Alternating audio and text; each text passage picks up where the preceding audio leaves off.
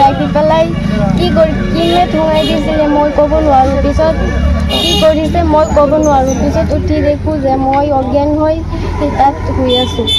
কি বাৰ আছিলে ঘটনাটো? কি বাৰে? শনিবাৰে। কোন ক্লাছত পঢ়া? 9ত। স্কুল? বেজলী হাইস্কুল।